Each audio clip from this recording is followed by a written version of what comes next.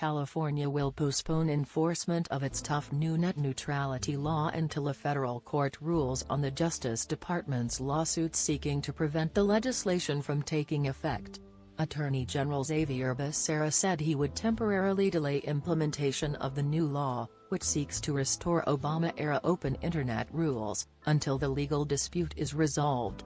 The federal government sued California in the U Court of Appeals, arguing the state lacks authority to regulate broadband access. "I very much want to see California's net neutrality law go into effect immediately, in order to protect access to the Internet," said Senator Scott Wiener, D. San Francisco, who authored the new law.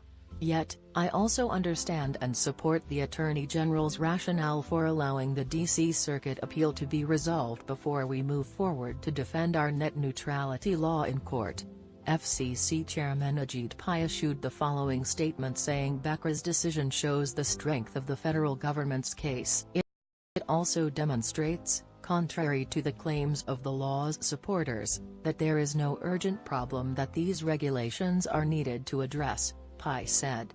Indeed, California's agreement not to enforce these regulations will allow Californians to continue to enjoy free data plans that have proven to be popular among consumers.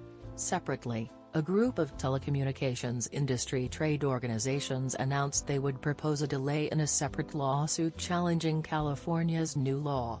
The group said it will await the ruling in another lawsuit, brought by Mozilla, seeks to restore the federal open Internet order that prevents Internet providers to block or slow access to any legal site, or charge for speedier delivery. California's decision not to enforce its law regulating certain portions of the Internet while the D. Circuit reviews the FCC's 2017 Restoring Internet Freedom Order is a win for consumers that will allow continued innovation and investment while these deliberations continue, the groups said in a statement. What do you think about it? Share your opinion in the comments below the video. And also subscribe to the channel not to miss new, interesting videos.